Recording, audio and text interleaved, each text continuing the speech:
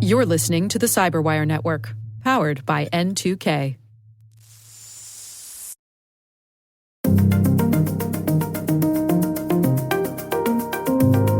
You should be the owner and controller of your own digital identity. Hello, everyone, and welcome to the CyberWire's Hacking Humans podcast. This is the show where each week we look behind the social engineering scams, the phishing schemes, the criminal exploits that are making headlines and taking a heavy toll on organizations around the world. I'm Dave Bittner from the CyberWire, and joining me is Joe Kerrigan from the Johns Hopkins University Information Security Institute. Hello, Joe. Hi, Dave. Got some good stories to share this week, and later in the show, my conversation with Bruce Esposito. He is from One Identity, and we're going to be talking about digital identities and what they could mean for privacy. Joe, I am going to kick things off for us this week. Last year, back in August, we talked about a story where there were claims that someone was using deepfake audio to impersonate a CEO and get a company to transfer money. Yes, and you were dubious of that claim. I was, and for good reason. And in that case, I believe an employee actually transferred nearly $250,000. Yeah, a lot of money. Yeah. The insurance company claimed that it was a deep fake, but you and I dug into it a little deeper and really found that there really wasn't a whole lot to back up that claim that there was a deep fake. And I think the conclusion that we came to was that it was probably just somebody doing an impersonation, which was easier. There were a lot of reasons why it was easier to just try to impersonate someone than do a deep fake, especially, nearly a year ago now. So this story came by just recently. This is over on the Motherboard website, and it's titled, "Listen to This Deep Fake Audio Impersonating a CEO in Brazen Fraud Attempt." And it appears as though we've got a case here where someone did actually try to spin up a deep fake. And in this case, they actually got a sample of the voicemail that was left. I guess before we go any farther, let's listen to that brief little sample here. Hi, Pedro. I need your immediate assistance to finalize an urgent business deal. That sounds pretty close, Dave.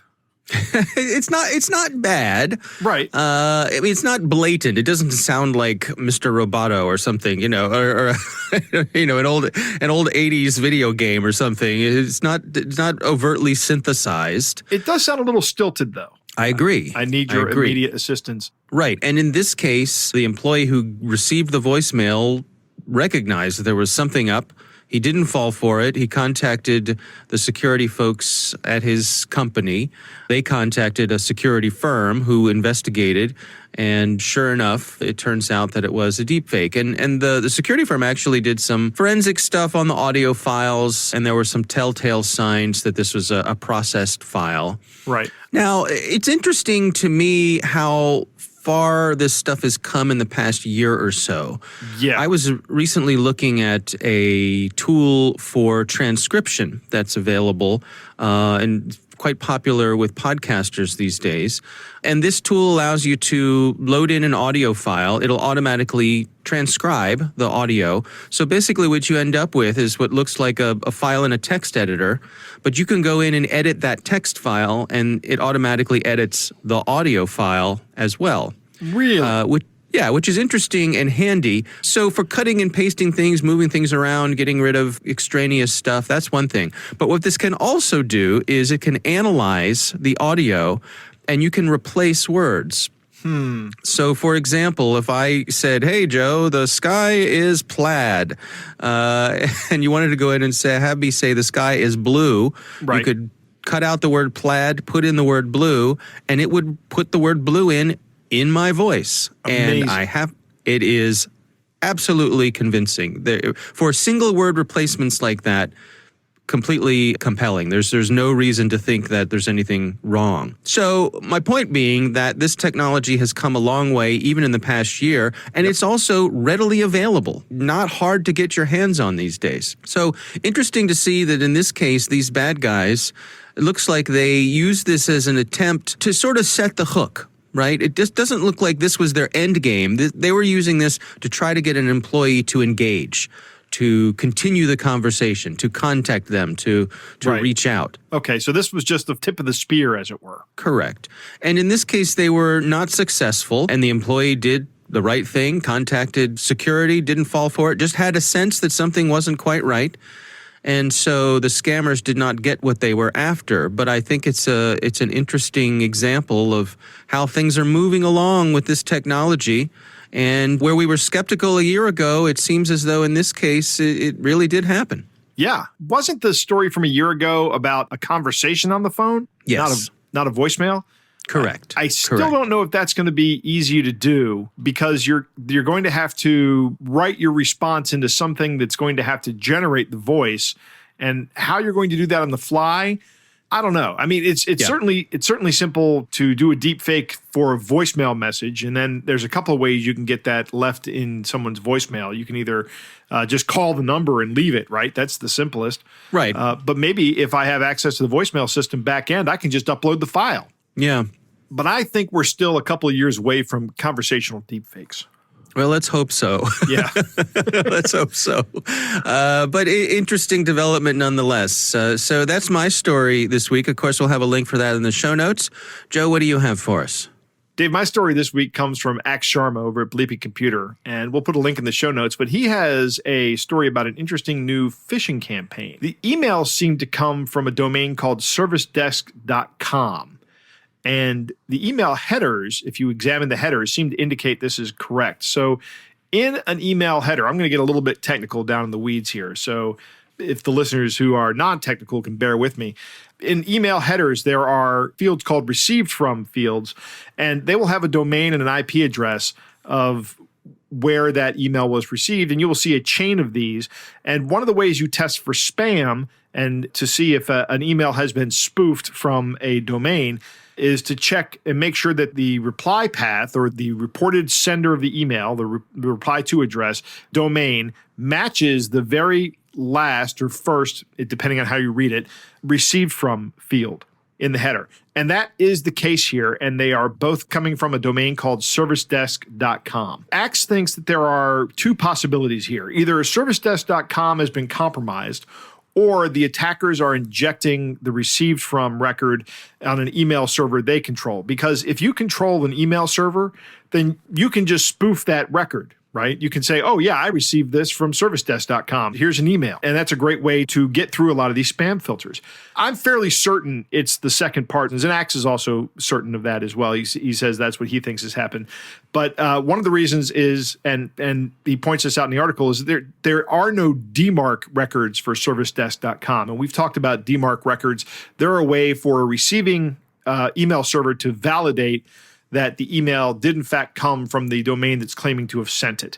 And servicedesk.com doesn't have any of that set up on it. I don't think that ServiceDesk has been compromised, because I doubt there is any kind of email infrastructure there. And it's a lot of effort to break in there and then set up your own email infrastructure. So I'm sure that what they're doing is they're just using a middleman and saying it's come from servicedesk.com and inserted that record into the headers. Anyway, now on to the non-technical part of it. The social engineering portion of it. The email is a spam quarantine message. Do you get these? Yes. We get them frequently.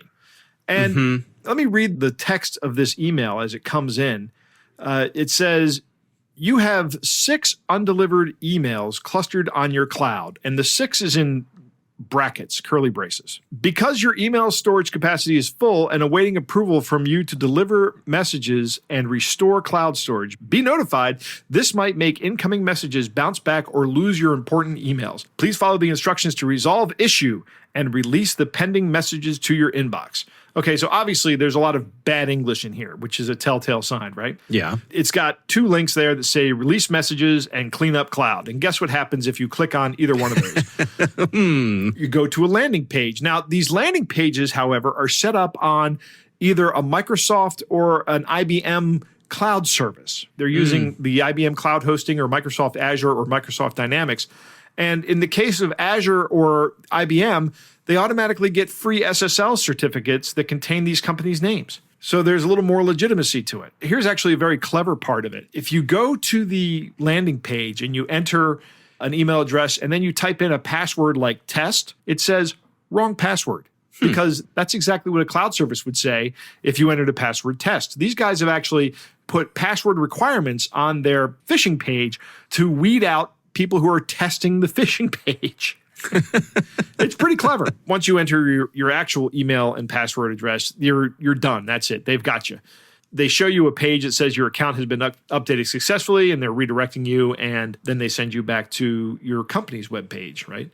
The domain that is at the end of your email address. I see.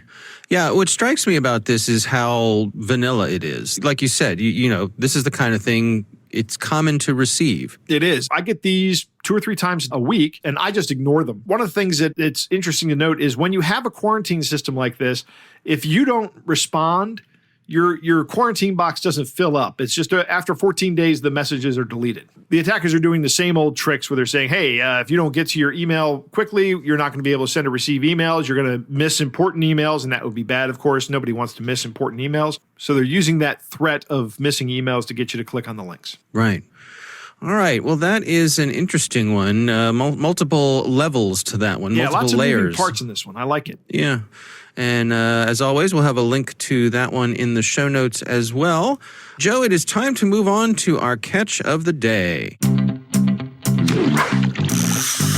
Dave, this catch of the day comes from Monica. She played dumb with a Cash App scammer for 3 days. Does Monica need a hobby? She posted this on Reddit, and I reached out to her. It's pretty good. So I'll be Monica, Dave, and then you can be the scammer. But the scammer starts off by sending a congratulations to the lucky winners. The first 50 people to comment cash will earn a payment of $600 to $3,600 before midnight. Monica recognized immediately this was a scam and decided she was going to play along. And she said, LOL, okay, cash, what now? So the scammer replies, do you have Cash App? Yep. Are you going to send me $600 to $3,600 without me having to do anything? Send your cash tag with email. How much you need? $3,600 would be great, but beggars can't be choosers. Hold on. Okay. Payment sent. So Monica sends back 2 pictures, one that actually came from Cash App and one that came from the scammer, whose address is cashapp1206 and a bunch of other numbers at gmail.com. And Monica goes, why does the email not come from Cash App's verified source? You have to pay for the clearance fee before your money is available in your Cash App. Huh. It does show pending in my Cash App, though. Check your email. Yeah, Cash App says with pending payment, it'll show in your app feed for the next steps. Let me see if I can find a step-by-step video to help me. I don't use Cash App a lot. Does this look right? And she sends a video of Cash App clearance fee. And it says, what is a Cash App clearance fee scam? You can borrow from someone and pay back when you get your money available in your Cash App. Okay, could I borrow it from you? I don't have the money, hence needing it. I could pay you back right away when I get the Cash App. I'll even double it. Eat against the rules and regulations. How so? It wouldn't be tied to you, as the Cash App tag it originated from is Michael something. Or could you take the fee out of the money and just send me $3,600 minus $150? And then she requests $2,500 from him. I just requested $2,500 from him. When it's done, this way, Cash says they won't have a clearance fee. You have to pay for the clearance fee before your money is available in your Cash App. And then she sends him a picture of, she Googled Cash App fees. It says Cash App doesn't charge a fee to send or request to receive money. Why? It says it doesn't have fees. There's a fee to use a credit card. Cash App charges 3% of the transaction to send money via a linked credit card. This is a fairly standard fee compared with other money transfer apps. Venmo, for example, charges 3% to send money with a linked credit card. To avoid this fee altogether, use your linked bank account or funds in your Cash App account to send money. $3,600 times 3% is $108 anyway, if Michael is sending from a credit card, in which case he'd get charged at that point of sending, not me receiving. And then she shows a picture that says the request would exceed the funding limit that the scammer has. And he says it doesn't look like he could send it anyway. It's government's money. Which government's? If you don't believe me, please leave me alone, okay? I just want to make sure this isn't a scam. $150 is a lot of money for someone just to send to a stranger. Same to me. I pay for clearance fee. Did you get your money? I swear to God, it's real and legit. Okay. Do you have your transaction records with Cash App? Yes, but I have deleted it. Leave me alone, okay? So we're going to go ahead and jump on to day 3. All right, so I'm going to pick up here as the scammer who's still trying to make his case to Monica. Right. And he says this. But it's real and legit. You keep saying that, but offer no legal proof, screenshots of deposit, or anyone to talk to. Should I send you the agent link? Sure. Okay, hold on. Here is the agent link. And it's a Facebook page to Agent Willie. So I don't want to alarm you, but I think Agent Willie is a narc. His Facebook profile is just screenshots of official things, but he still has his phone service and time at the top. What kind of crap scammer doesn't know how to crop those out? Or better yet, just save the picture and upload it as their own. And the whole home care, your tag here, doesn't he know he's supposed to actually put something in the tagline area? I mean, I could message him and waste his time like I'm doing to you, but I have a real job to get to. As fun as this is, and as entertaining as this conversation is because it's being shared on Reddit, I just don't have the energy to talk to another person with bad grammar. That means you don't believe me. You are correct. After 2 whole days, I agree with you. Bye. Do not text me again, okay? Okay, just don't message me tomorrow morning like the last 2, even though you said leave me alone. Yes. Bye. But if you believe me, you can message me, or you want to pay for the clearance fee, message me, okay? Our thanks to Monica for her willingness to share that with us. Thanks to you, Joe, for hunting that one down. That was a lot of fun. Yep. That is our catch of the day.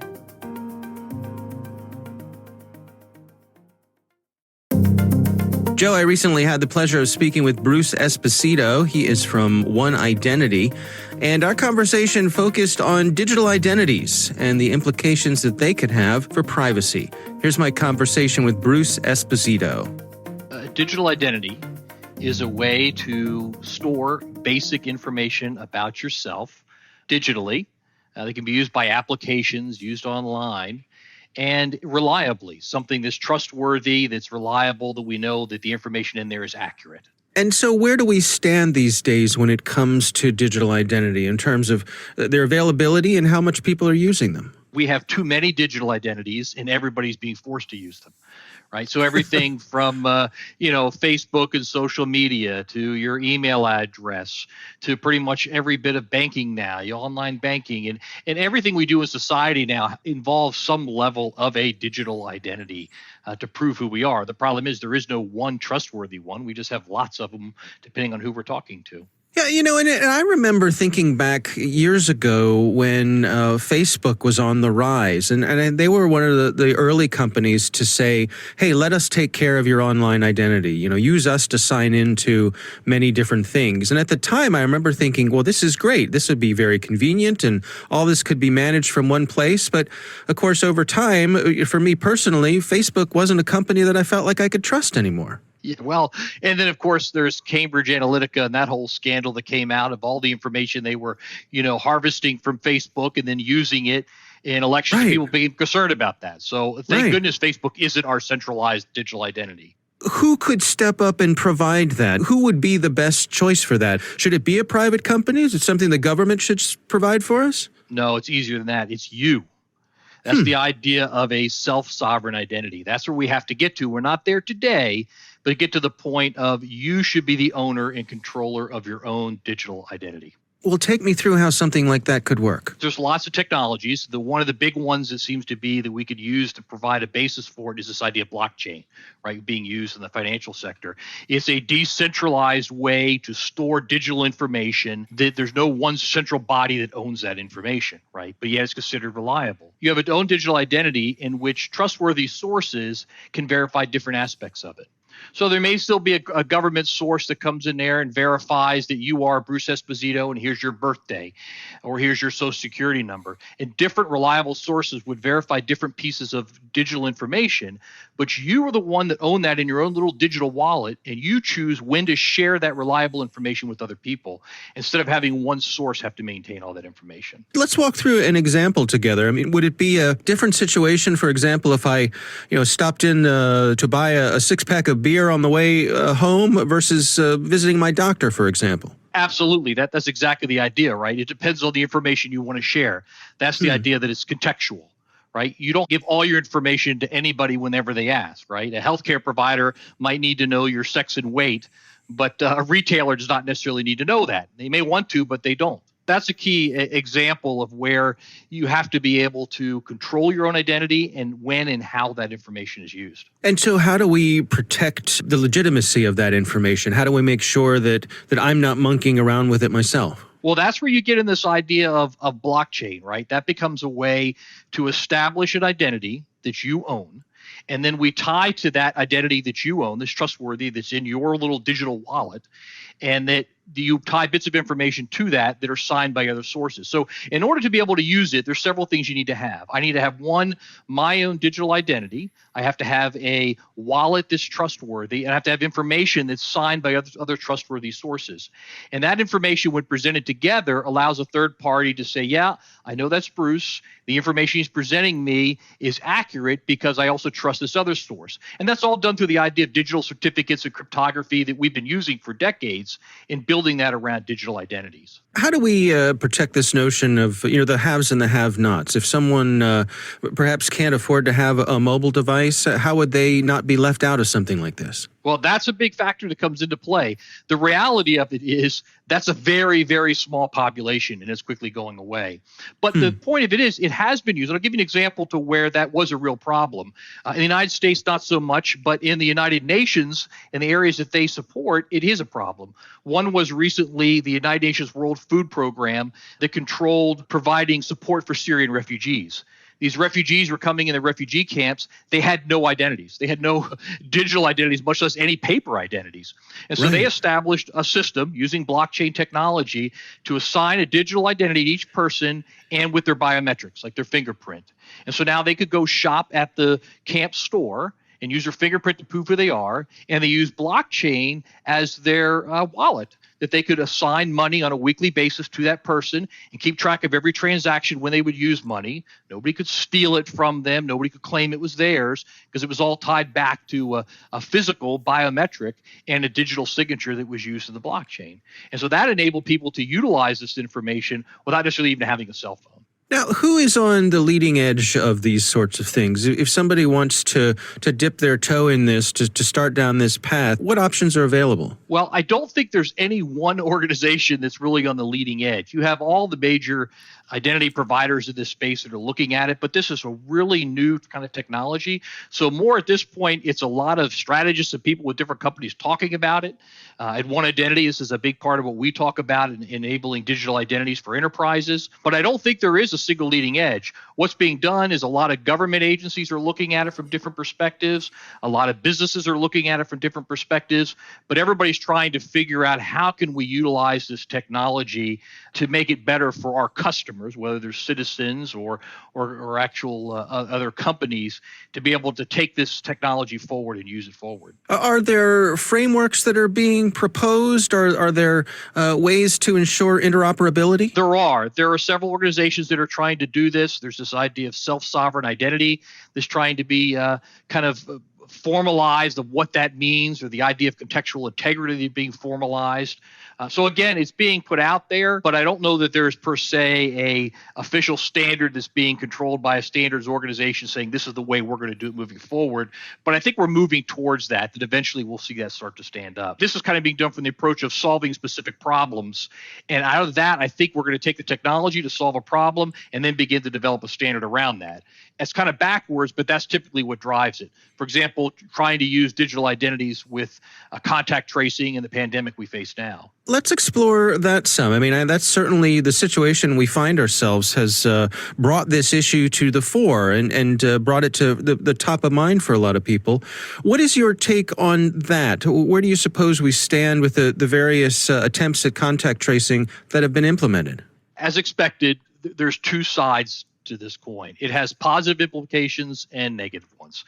On the positive side, we see how it's really being used in kind of an anonymous way. For example, the CDC has been using phone location data to get really valuable information, right? They're able to determine, are there areas that are drawing crowds that may be a threat to health? In fact, there was once in New York City, they found that there was a large crowd gathering at Brooklyn's Prospect Park.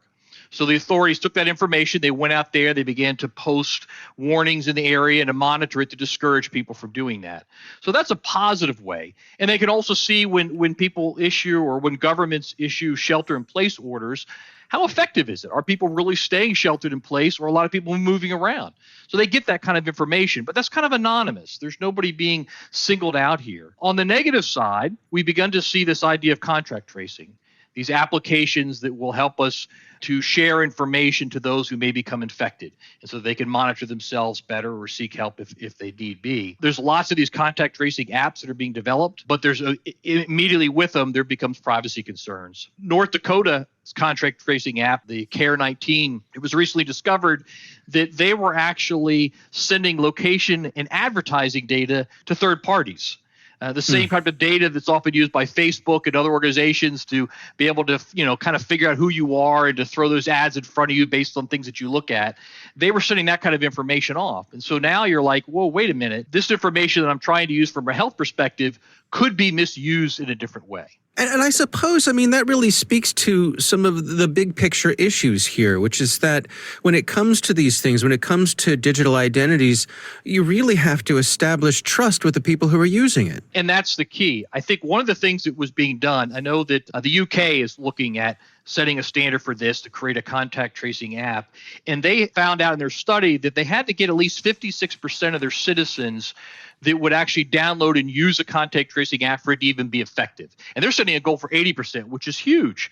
But if you don't break the trust, people aren't going to use that app if you don't trust it. And if not enough people use it, then it really isn't effective. All right, Joe, what do you think? It's a good interview, Dave. I enjoyed that one a lot, actually. One of the things that pops out immediately is at the beginning of the interview, he says we have too many digital identities, right? If you think about it, that's right. Every place that you have a username and a password, that's kind of a digital identity. I have over 200 of these in my password manager. Wow. It's a lot. Yeah. The solution he's talking about, I don't think that having the option of doing that is necessarily a bad thing. Yes, I think we need a way of having some kind of provable, demonstrable digital identity. But at the same time, I don't want that to be my only option, right? I want to be able to go to a website and go, I just want to sign up for an account. Here's a username and password that I'm going to use to access your account. I don't want you to have access to any portion of my official digital identity. One of the last things I want is to be accurately identified across all of my internet activity. I just don't think that's a good idea. And you're right about Facebook on that topic. Yeah. I don't trust them to be the custodian of my identity, and nobody should. I don't know what company I would trust with that, which is why I like the idea of being the custodian of my own digital identity. And using blockchain is a great way to do that. I would like to know if there are aspects of this that can change, if there's a way for me to change my digital identity on that blockchain to remove things. One of the drawbacks of blockchain is it tends to be immutable. That's either a drawback or a strength. It can be either depending on what the situation is. But is there a way for me to expire an old identity or an old piece of identity information on that blockchain and then build new identity information onto it? I'd like to know the answer to that. Trust is a big deal in these identity management systems. Do we trust the people that are putting these together? Like I said earlier, no, I would never trust Facebook to do this. When you start talking about the contact tracing app in North Dakota that was actually selling data, and that's a huge breach of trust. We're not supposed to be doing that for these things.